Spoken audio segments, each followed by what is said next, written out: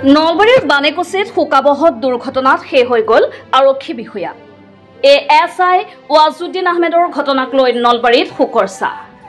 নলবাৰীৰ বানেকুছিত যোৱা নিশা সংঘটিত হয় এক শোকাবহ পথ দুৰ্ঘটনা। দুৰ্ঘটনাটোত শোকাবহভাৱে মৃত্যু কাকোৱালি লয় এগৰাকী আৰক্ষী বিষয়াই। নিহত আৰক্ষী বিষয়াগৰাকীৰ নাম ৱাজুদ্দিন আহমেদ। নলবাৰীৰ মধুপুৰ নিবাসী ৱাজুদ্দিন আহমেদে কালি নিশা আছিল পেট্ৰলিং ডিউটিত। নলবাৰীৰ আৰক্ষী অধীক্ষক কাৰ্যালয়ত কৰ্মৰত সহকাৰী উপ পৰিদৰ্শক ৱাজুদ্দিন আহমেদে নিশা পেট্ৰলিং ডিউটি সমাপ্ত কৰি মধুপুৰৰ নিজ গৃহলৈ ৰাওনা হৈছিল। কৰ্তব্য সমাপন কৰি নিজৰ মটৰ চাইকেলখনেৰে ২৭ নং ৰাষ্ট্ৰীয় ঘাইপথেৰে গৈ আছিল মধুপুৰৰ গৃহ অভিমুখে। পেট্ৰলিং ডিউটি সমাপ্ত কৰি কালি নিশা গৃহ অভিমুখে গৈ থকা মুহূৰ্তত বানেকুছিত দুৰ্ঘটনাত পতিত হয় আৰক্ষী বিষয়াগৰাকী।